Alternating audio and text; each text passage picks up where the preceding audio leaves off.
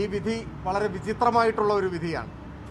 ഇത് ജനാധിപത്യത്തെ ശക്തിപ്പെടുത്തുന്ന ഒരു വിധിയല്ല. ഒരു കേസിലെ ജയപരാജയമൊന്നും ഒരു പ്രശ്നമേ അല്ല. അല്ലെങ്കിൽ ഈ കേസിലൂടെ വിജയിച്ച് നിയമസഭാംഗമാവുക എന്നതൊന്നുമല്ല ഇതിൻ്റെ ആത്യന്തികമായ കേന്ദ്ര പ്രശ്നം.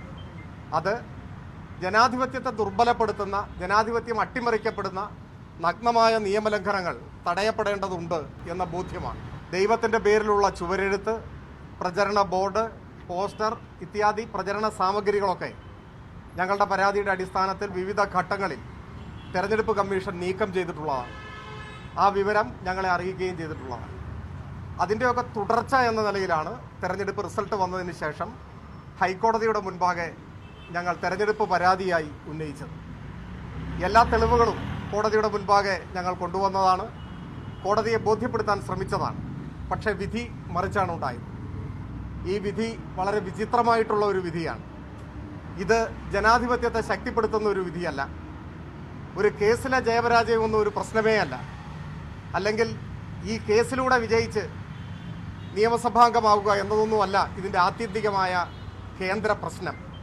അത് ജനാധിപത്യത്തെ ദുർബലപ്പെടുത്തുന്ന, ജനാധിപത്യം അട്ടിമറിക്കപ്പെടുന്ന നഗ്നമായ നിയമലംഘനങ്ങൾ തടയപ്പെടേണ്ടതുണ്ട് എന്ന ബോധ്യമാണ്. പക്ഷേ ഈ വിധി തെറ്റായ ഒരു സന്ദേശം നമ്മുടെ സമൂഹത്തിന് പകർന്നു നൽകും. പ്രത്യേകിച്ചൊരു തെരഞ്ഞെടുപ്പിൻ്റെ ഉച്ചസ്ഥായിയിലാണ് ഈ വിധിയും പുറത്തു വരുന്നത്. ഈ വിധി തെറ്റായ കീഴ്വഴക്കങ്ങൾ സൃഷ്ടിക്കുമോ എന്ന് ആശങ്കപ്പെടേണ്ടതുണ്ട്. വിശ്വാസികളുടെ വോട്ട് നേടാൻ, വിശ്വാസികളെ ചൂഷണം ചെയ്യാൻ, അവർ വിശ്വസിക്കുന്ന ദൈവങ്ങളുടെ ചിത്രം അച്ചടിച്ച് അവർക്കിടയിൽ പ്രചരണം നടത്തിയാൽ പോലും അതൊക്കെ ചെയ്യാവുന്നതാണ്, അതൊക്കെ സാധൂകരിക്കപ്പെടും എന്ന തോന്നൽ ഈ വിധി ഉണ്ടാകും.